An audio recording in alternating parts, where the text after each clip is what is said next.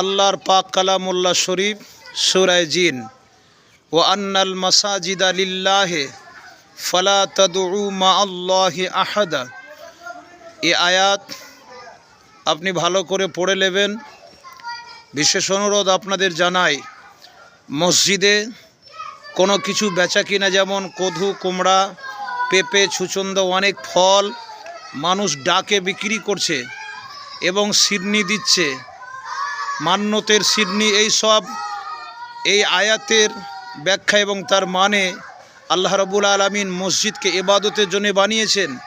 আর আপনি সিডনি বা কোনো জিনিস ফলগুলো বিক্রি করার জন্য বা বিক্রি করছেন, এর জন্য আল্লাহর কাছে হিসাব দিতে হবে।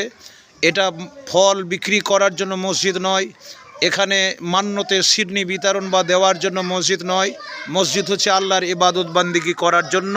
লক্ষ্য রাখবেন।